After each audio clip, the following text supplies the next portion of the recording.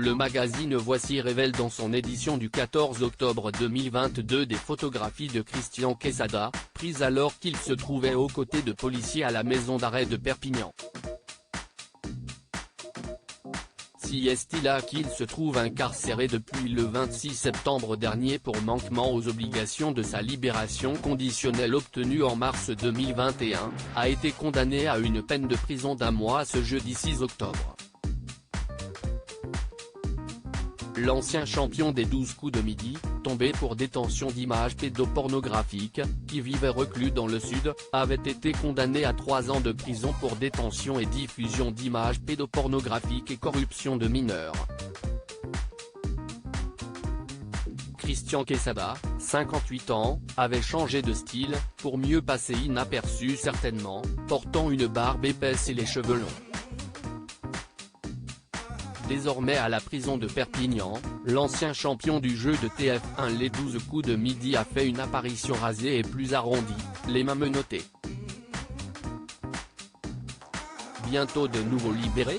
Alors qu'il était en liberté conditionnelle dans les Pyrénées-Orientales où il réside désormais, Christian Quesada a été une nouvelle fois emprisonné le 27 septembre, car il n'est pas actif dans la recherche d'un travail, a précisé à la AF le procureur de la République de Perpignan, Jean-David Cavaillé.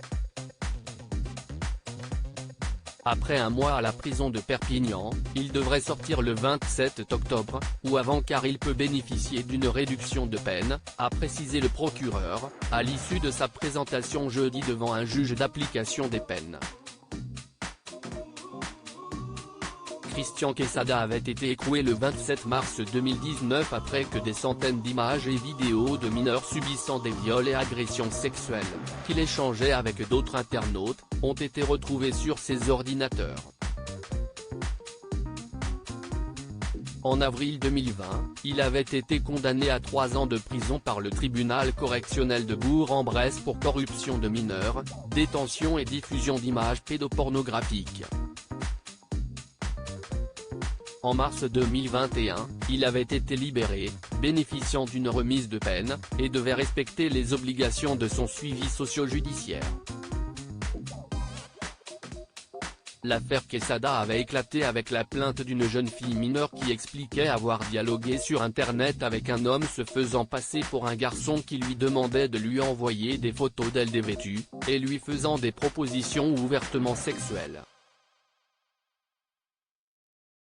Surnommé le professeur, Christian Quesada avait marqué les téléspectateurs en enchaînant près de 200 participations à l'émission Les 12 coups de midi présentée par Jean-Luc Reichmann, 6 mois durant.